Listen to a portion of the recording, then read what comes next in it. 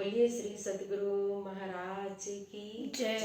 श्री प्राणनाथ प्यारे की जय। श्री बैजू राज महारानी की जय। श्री कृष्ण कन्हैया लाल की जय। श्री तीनों पुरी धाम की जय। परम श्री चरणदास महाराज की जय। समस्त सुंदर साथ की जय। श्री प्राणनाथ प्यारे की जय।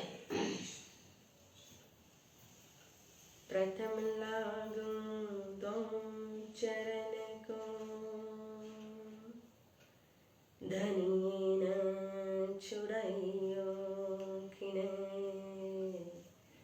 लांग तनी लाल मेरे जीव की यही जीवन प्यारे मेरे प्राण को मोहे पल छोड़ो जिन मैं पाई महर महबूबर की मेरे जीव के यही जीवन कदमों लागू करूं सेजदा पकड़ के दो पाए हुक्म करत माशिक बीच आशिक की दिले आए बीच आशिक के दिले आए।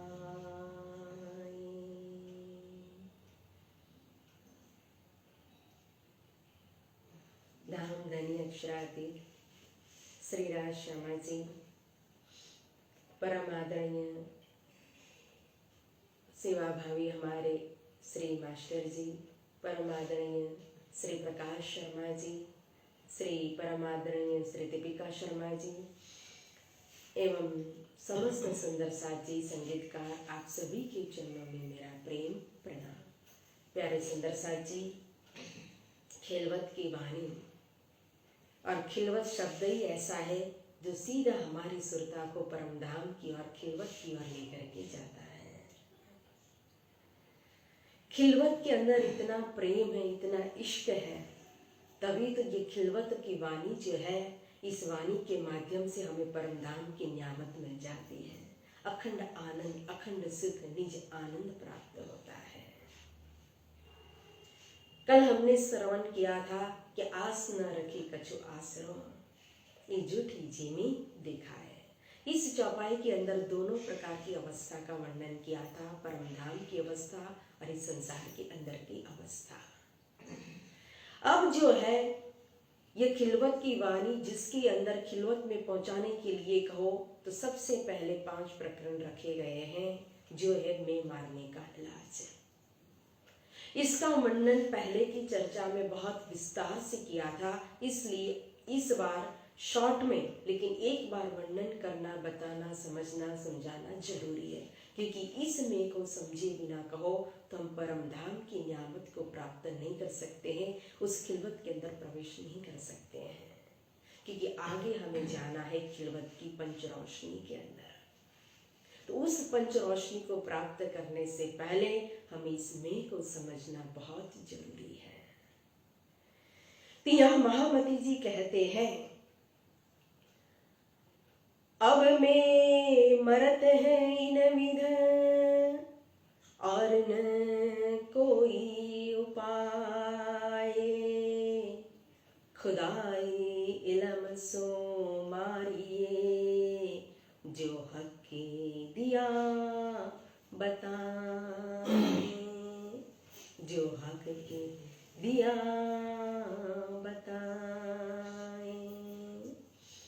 मैं दुनी की थी सो मर गई, इनमें को मारिया मैं, अब ये मैं कैसे मरे जो आई है खसम से। बोलो श्री प्राणनाथ प्यारे की जय। मैं दुनी की थी सो मर गई। अब यहाँ दुनिया की मैं का वर्णन किया इस चौपाई के एक चरण के अंदर, प्रथम चरण के अंदर, कि मैं दुनी की थी सो मर गई। अब दुनिया की मैं मर गई, लेकिन दुनिया की मैं है क्या और किस प्रकार से मरी है मायावी में दुनिया की मैं है। तो प्यारे सुंदर साथ जी, हमारी जो परात्म मूल मिलावा के अंदर, परम धाम के अंदर धनी के चरण तले हमारे जो मूल तन परात्म तन बैठे हुए हैं, और वो परात्म तन के ऊपर जब फरामोशी पड़ी तो उसकी जो सुरता जो है, वो सुरता जब यहाँ इस संसार के अंदर, इस जगत के अंदर, इस मायावी खेल के अंदर खेल देखने के लिए आई, तो जिस तन को, जिस जीव को उसने आधार बनाया, तो जिस जीव के ऊपर आकर के वो बैठती है, तो वो जीव जो है, तो जीव के अंदर क्या होता है, इस संसार के अंदर का माया का अहंकार होता है। तो जीव ने माया के अहंकार को, माया की मैं खुदी को, माया के अभिमान को, माया के मैं को धारण किया हुआ है। अब यही मायावी मैं जो है, ये अहंकार का जो स्वरूप है, वो समझ लो कि अहंकार अंधकार का स्वरूप है, अहंकारी अज्ञानता का स्वरूप है। और यही अहंकार जो है, यही मायावी में जो है, वही हमें में सागर के अंदर, इस मोह सागर के अंदर, इस संसार के अंदर पछाड़ने वाली है, गिराने वाली है, इसी संसार के अंदर को पटकने वाली है। अब इस मायावी में के अहंकार को जीव ने धारण कर लिया, मतलब कि जो भी जीव, ऐसा नहीं है कि इस मायावी में के अंदर भक्ति नहीं होती है, जप नहीं होता है, तप नहीं होता है, व्रत नहीं होता है, साधना नहीं होती है, चितवनी नहीं होता, इलम नहीं होता है, ज्ञान नहीं होता, ऐसा नहीं है। धर्म होता है, भक्ति भी होती है, सब कुछ होता है, व्रत जप तप जीव सब कुछ साधना करता है, लेकिन उसके साथ साथ जीव उस में को धारण कर लेता है। जो भी अच्छा कार्य करता है, उस में को जीव स्वयं धारण करता है, उसके अहंकार को। जब वो कोई अच्छा कार्य करता है तो उसकी जो प्रशंसा होती है, मान मिलता है, प्रतिष्ठा मिलती है, कोई उसकी तारीफ कर देता है, तो फूले नहीं समाता है, वो स्वयं को ही देखता है इस मायावी में के अंदर, वो दूसरे को देखने की ताकत नहीं रखता है। उसको लगता है कि हाँ, मैं ही कर रही हूँ, मैं ही कर रहा हूँ, अगर मैं नहीं होती, मैं नहीं होता तो क्या होता, मेरे बिना ये होने वाला नहीं है। तो यही तो है माया का अहंकार है। एग्जाम्पल के रूप में, दृष्टांत के रूप में अगर आप देखोगे तो एक माता पिता अपने जीवन के अंदर कितना पुरुषार्थ करके अपने बच्चों को पालते, अपना जीवन देते थे, अपनी ममता लुटाते हैं, धन पैसा सब कुछ खर्च करते हैं। अगर वही बच्चा बड़ा होकर के अगर माता पिता को कहे कि आपने हमारे लिए क्या किया है, हमने पढ़ाई की, डिग्री ली, तो वो तो हमने अपनी मेहनत से किया है, अपने परिश्रम से प्राप्त किया है, आपने क्या किया? इसका मतलब उसको जो मिला उसके अंदर उसने अपने अहंकार को धारण कर लिया। उसके पीछे जिसने पुरुषार्थ किया, वो पुरुषार्थ वो अंधकार के कारण, सज्ञान के कारण उसको दिखाई नहीं देता है। इसी तरह से भक्ति मार्ग के अंदर भी हम जब कोई अच्छा कार्य करते हैं, सेवा करते हैं, तप करते हैं, जप करते हैं, व्रत करते हैं, साधना करते हैं, समाज सेवा करते हैं, दान देते हैं, अच्छा कोई भी कार्य करते हैं, तो उसका क्रेडिट स्वयं क्या करते हैं, हम खुद लेते हैं, यहाँ ये मैंने किया है करके। तो उस समय हम भूल जाते हैं कि ये बल देने वाले, आत्मीय शक्ति देने वाले, ये जो हमें स्टेटस मिला, इस पोजीशन पर हम पहुंचे, हमें ये जो कुछ भी प्राप्त हुआ है, आज हम किसी की सेवा करने के लायक बने, आज भक्ति कर रहे हैं, तो वो परमात्मा की मेहर से, श्री राज जी महाराज की मेहर से ही हमारे द्वारा ये हो रहा है। ये हम भूल जाते हैं, उनकी मेहर को नजरअंदाज कर देते हैं, तभी हमारे अंदर ये माया का अहंकार, मायावी में आ जाती है। और यही में खतरनाक है, नुकसान कारक है। इसीलिए इस में को मारने के लिए कहा है। जब तक ये मायावी में मतलब जीव भाव हटेगा नहीं, अज्ञानता दूर होगी नहीं, तब तक कहो तो परम धाम की में जागृत होती नहीं है। मैं बिन में मरे नहीं, क्योंकि परम धाम की मैं ही कहो तो माया की मैं को मिटा देती है। तो इस चरण के अंदर यही बात बताइए कि मैं दुनिया की थी सो मर गई। इन मैं को मारिया मैं। अब ये मायावी मैं मिट गई, मिटा दिया इस मायावी मैं को। किसने? मैंने नहीं मिटाया। इन मैं को मारिया मैं, इसका मतलब ऐसा नहीं कि मैंने इस मायावी मैं को मार दिया, ऐसा सीधा सरल अर्थ मत करना कभी भी। यहाँ इस चौपाई का अर्थ होता है इन मैं को मारिया मैं, मतलब परमधाम की जो मैं है उस मैं ने मायावी मैं को मार दिया। धनी की मेहर के बिना कहो तो ये मैं इतनी ताकतदार है कि ऐसे कोई सरलता से मिटने वाली, मरने वाली नहीं है। तो प्यारे सुंदर साथ जी, अब परमधाम की मैं कैसे जागृत होती है? अब जब जीव और जीव के पास जब तारतम्य रूपी प्रकाश आता है, ज्ञान का प्रकाश जब आता है, आत्म जागृति होती है, तब वो स्वयं देखती है कि जिसका मैं अभिमान ले रही हूं या ले रहा हूं वो अभिमान तो मेरा मिथ्या है। समझ लो कि इस शरीर के संबंध से सभी में जुड़ी हुई है, तो इस शरीर ही, यह शरीर ही मेरा नहीं है, तो इससे जुड़ा हुआ जितना भी मैं खुद है तो उसका कितना अस्तित्व। आज मैंने कोई डिग्री ली या पोजीशन ली, मेरा कोई स्टेटस है समाज के अंदर और उसकी मैं खुद ही को मैं धारण करती हूँ, या अच्छा परिवार के अहंकार को धारण करूं, या ज्ञान के अहंकार को धारण करे, या साधना के अहंकार को धारण करे, या सेवा के अहंकार को धारण करे, लेकिन यह सब शरीर से जुड़ा हुआ है। और यह शरीर एक पानी का ऐसा बुदबुदा है, जैसे उस बुदबुदे का कोई अस्तित्व नहीं, एक सेकंड में खत्म हो जाता है, उसी तरह से यह शरीर की आयु 20 में कैसे खत्म हो जाएगी। किसी की मुसाफिरी 20 साल, 40 साल, 35 साल या 50 साल, 60 साल, जितना श्वास ऊपर वाले ने लिखा है उससे एक श्वास न कम होगा न ज्यादा होगा, तो एक दिन तो जाना ही है, ये बुदबुदा मिटने वाला ही है। तो जब शरीर ही जिसको हम, जिसके ऊपर इतना अहंकार करते, अभिमान करते हैं, तो अपना ये शरीर ही नहीं है, तो शरीर के द्वारा इतनी सारी मैं खुद ही को धारण कर लिया, तो वो मेरी मैं जो है, अहंकार है, ये बिल्कुल झूठा है, स्वप्न है। इसको इस एग्जाम्पल के द्वारा भी आप समझ सकते हो कि समझ लो कि 3 व्यक्ति हैं, एक पिता है और 2 उसके पुत्र हैं। अब पिता जो है वो नींद में सोया हुआ है पूरी तरह से, और 2 पुत्र जो है, एक लंगड़ा है और एक अंधा है। अब घर में आग लग जाती है, तो आग लगने के बाद अब तीनों को बचना है, तो भागे कैसे? एक सोया हुआ है, एक कहो तो अंध है और एक कहो तो लंगड़ा है, दौड़ नहीं सकता है, तब बचेंगे कैसे? तब तीसरी कोई व्यक्ति आकर के, मतलब कि चौथी कहने का मतलब, कोई दूसरी व्यक्ति आकर के फिर वो जो सोई हुई व्यक्ति, उस व्यक्ति को, पिता को जगाती कि जाग भाई जाग, ये आग है, आग से बचना है। जब वो जागता है तो जागृत होने के बाद वो दोनों को फिर जगाता है, वो दोनों को फिर मार्गदर्शन देता है, रास्ता दिखाता है और कहता है कि चलो आप मेरे साथ, मुझे साथ दो। एक कहता है मैं लंगड़ा हूं, एक कहता है मैं अंधा हूं, देख नहीं सकता, तो मैं कैसे भागूं, कैसे चलूं आपके साथ? तब वो जागृत जीव कहता है कि ऐसा करो कि जो लंगड़ा है वो चल नहीं सकता है, अंधा है वो देख नहीं सकता है, चल तो सकता है, तो लंगड़े को अंधे के सिर पर बैठा दो। तो लंगड़े के जो है उसकी आंख और जो अंधा है उसके पांव, और दोनों के सहारा फिर दोनों का काम हो जाएगा। इसका मतलब है हमारा जीव जो है वो सोया हुआ है, वो नींद में है पूरी तरह से, उसको कुछ भी ये संसार की वास्तविकता, आत्म कौन, परात्म कौन, परमात्मा कौन, मैं कौन, कहां से आई, कहां मेरो भरतार, कुछ भी नहीं पता है। अज्ञान रूपी नींद में घोर सोया हुआ है। और फिर 2 लंगड़े और अंधे। अंधा क्या है? हमारा मन है, जो इतनी उसकी स्पीड है, इतनी उसकी ताकत है, लेकिन भटकता कहाँ है? संसार के अंदर ही भटकता रहता है। क्यों?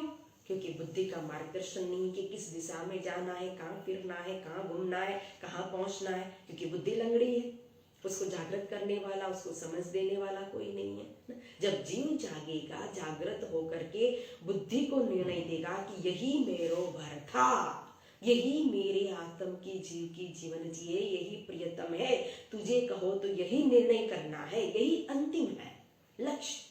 तो बुद्धि ने निर्णय कर लिया, तो मन का फिर आंख मिल गई मन को, अंधे को, हाँ मुझे इसी दिशा में फिर भागना है, इसी दिशा में मुझे दौड़ना है। तब यह संसार रूपी आग से बच पाएंगे, इस आग से वो निकल पाएंगे। तो इसी तरह से जब जीव जागृत हो गया तो उसने पहचान कर लिया कि जिस मायावी मैं को मैंने धारण किया हुआ है उसका कोई अस्तित्व नहीं है, क्योंकि यहाँ संपूर्ण ब्रह्मांड के अंदर जागृत होने के बाद देखा कि पाताल से लेकर के जितनी भी सृष्टि है सबके अंदर एक परमात्मा अक्षरातीत श्रीनाथ जी महाराज की ही सत्ता है, उनके हुक्म से ही सब कुछ है। ये जीव जो है, ये जीव, ये चेतना भी उनकी सत्ता का ही स्वरूप है। मैंने सत्ता का स्वरूप कहा, परमात्मा का अंश नहीं कहा जीव को। क्यों? ध्यान देना, क्योंकि जीव सत्ता के अंदर सत्ता का स्वरूप हो सकता है, कभी भी परमात्मा का अंश नहीं हो सकता है, क्योंकि अंश और पूर्ण के अंदर एक ही गुण होते हैं।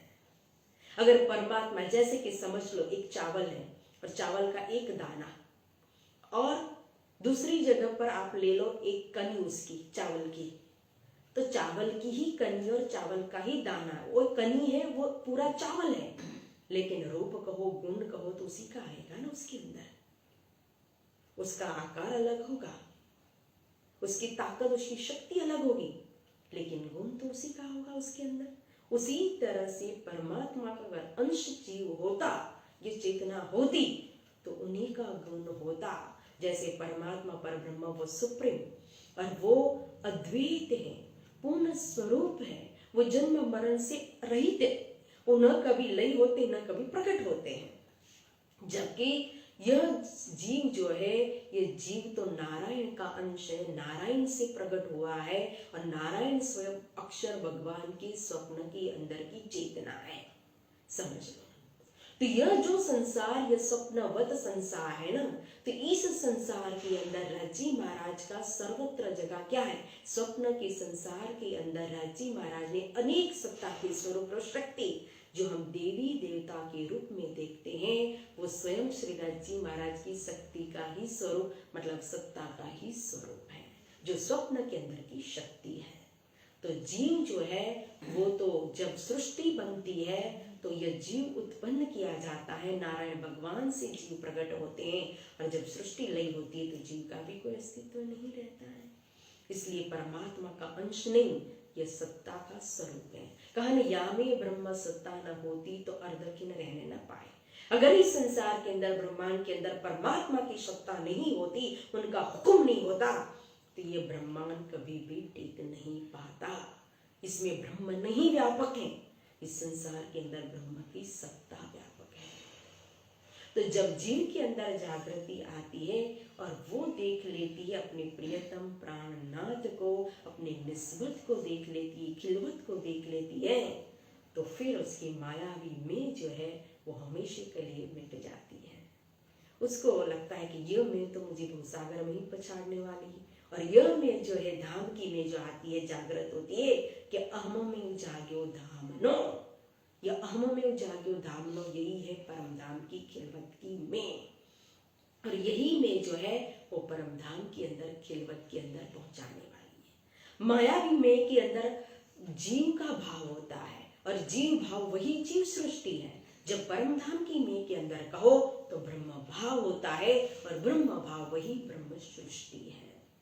और ब्रह्म भाव के अंदर अब मायावी में के अंदर तो खतरा था, नुकसान था, तो उस में को तो अहम में जाग्यो धामनो, धाम की में को जागृत करके इस में को तो जब मिटा दिया, तो उसके बाद आप सोचो, विचार करो कि अब यह में जो है, जिसके लिए यहाँ कह रहे कि अब ये में कैसे मरे जो आई है खसम से, अब ये धनी के द्वारा प्रकट हुई है, मतलब कि यह मैं मेरे अंदर आई कि मैं धनी की अंगना हो, मैं तो तुम्हारी की अलग, अव्वल बिच और आलम ना, मैं आपकी दुल्हन हूँ, आपकी अंगना हूँ, मैं आपकी की अलग हूँ।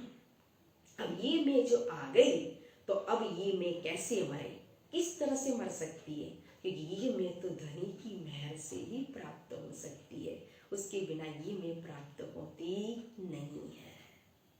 तो लगता है कि इस में के अंदर तो कोई खतरा ही नहीं, तो इसको मारने की जरूरत ही क्या है, क्यों बेटा, ये में तो अच्छी है परमधाम की में, जो परमधाम में पहुंचाने वाली। लेकिन तारतम इतनी बारीकाई से यहाँ दर्शन कराता है मैं का पंच रोशनी के अंदर प्रवेश कराने से पहले, खिलवत के अंदर प्रवेश कराने से पहले कहते हैं कि इस मैं को भी मारना पड़ेगा। क्यों? क्योंकि यहाँ थोड़ा सा खतरा है। ब्रह्म सृष्टि बनना, ब्रह्म भाव को जागृत करना, धारण करना, उसमें खतरा नहीं है, नुकसान नहीं है, लेकिन ब्रह्म भाव के अहंकार को धारण करने में खतरा जरूर है। मैं ब्रह्म सृष्टि हूं, नुकसान नहीं है। ब्रह्म सृष्टि के मैंने कौल फिलहाल को अपना लिया, करनी कतनी रहनी को अपना लिया, नुकसान नहीं है। लेकिन उसके अहंकार को मैंने अपना लिया, धारण कर लिया कि हाँ मैं तो ब्रह्म सृष्टि हूँ, अब मुझे कोई कर्म लागू नहीं पड़ते हैं, कुछ भी नहीं फर्क पड़ता है, अब तो मैं तो ब्रह्म सृष्टि परम धाम में ही जाऊंगी। जैसे कभी कभी सुनने में आता है ना, सुंदर साथ कहते हैं, अरे सुंदर साथ को भी कभी कोरोना होता है क्या? तो हंसी आती है, क्यों नहीं? यहाँ भक्ति का, आत्मा का कहो तो इस माया से क्या लेना देना? यह जो प्रकृति है, यह शरीर है, 5 तत्व से बना हुआ है और 5 तत्व से यह संसार बना हुआ है। तो यहाँ संसार के अंदर जो भी परिवर्तन होता है, मौसम बदलता है, ऋतु बदलती, तो सबकी असर तो शरीर पर होती ही है। अगर ऐसा ही होता तो ब्रह्म सृष्टि जो ब्रह्म भाव को धारण करने वाला हो तो इस संसार के अंदर अमर हो जाता, कभी मरते ही नहीं। तो फिर क्या सुंदर साथ को भी मृत्यु आ सकती है? नहीं आ सकती ना, नहीं। वो जो है तारतम कैसी मौत देता है? सच्ची मौत। मौत तो मिलती है, लेकिन सच्ची मौत, ऐसी मौत कि जो आवागमन के चक्कर को मिटा दे। तो उसी तरह से यह कहने का मतलब है कि यह जो हमने कौल फिलहाल ब्रह्म सृष्टि का अपनाया उसमें खतरा नहीं है, लेकिन मैं ब्रह्म सृष्टि हूँ, अब मुझे कोई कर्म, कोई कानून लागू नहीं पड़ सकता है और मैं अपनी स्वयं कुछ भी मनमानी कर सकती हूँ या कर सकता हूँ, तो इसमें खतरा है। ब्रह्म सृष्टि के भाव को, गुण को, रहनी को धारण करना है, नहीं कि उसके अहंकार को। इसलिए यहाँ दूसरी मैं को भी मिटाना जरूरी हो जाता है और उसके लिए हमें दोनों मैं को मिटाने के लिए, जब पहली में दूसरी में से मरती है तो दूसरी धाम की मैं जो है अहम में जाग्यो धामनो, ये तो ये परम धाम की मैं कैसे मरती है? एक दृष्टांत याद आता है। एक व्यक्ति था और वो व्यक्ति जो है एक बादशाह की बेटी जो है, राजकुमारी जो है, उससे प्यार करता था।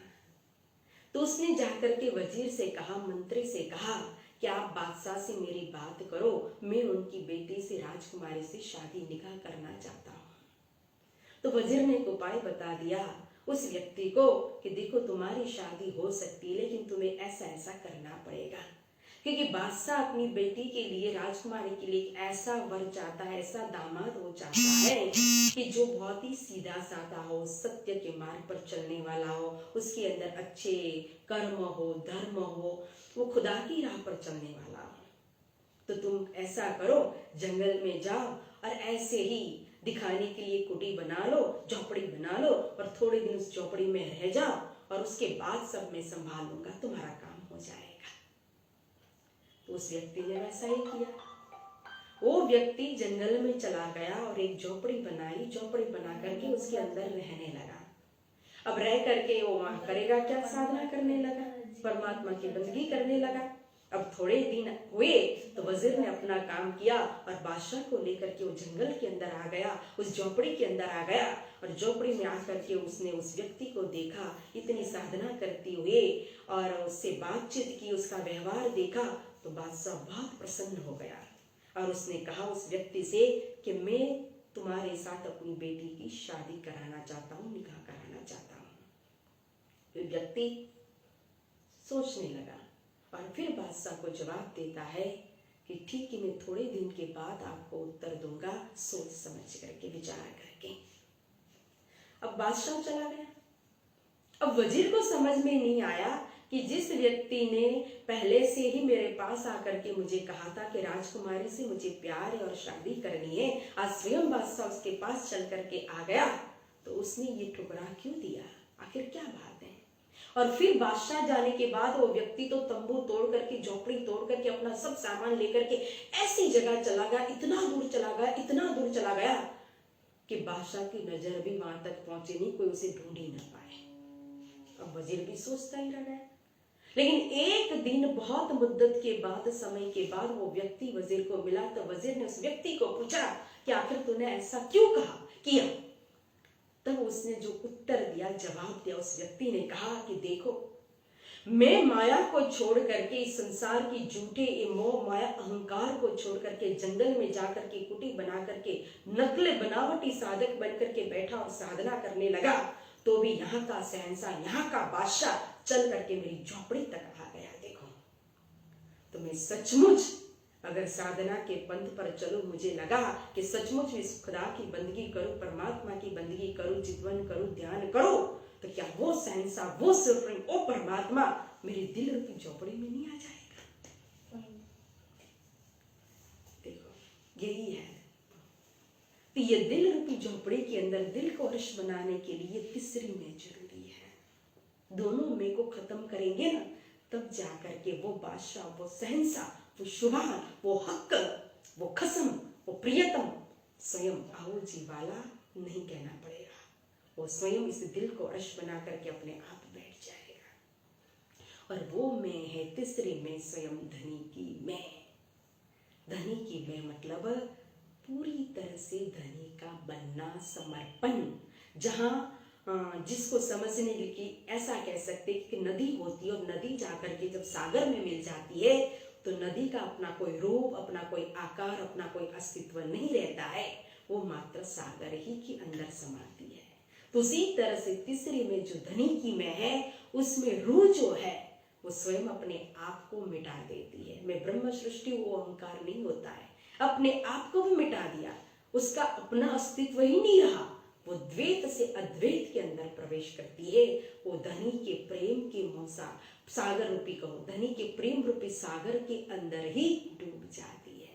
उसको मात्र एक ही दिखाई देता है, जब ये मिटी तो तू ही तू, तू ही तू, तू ही तू। एक मात्र एक पिया दिखाई देता है और एक ही प्रेम भरी उसकी नजर रहती है और उसके अलावा उसकी कोई चाहना संसार की नहीं होती है। और फिर वो जहां भी देखती है, हवे ने हवे वालैया दसो दिस तारी दया, क्यों महसूस करती है, अनुभव करती है। या कर्म से उसे जो भी मिले, जो भी परिस्थिति, दुख सुख, वो हंसते हंसते स्वीकार करती है।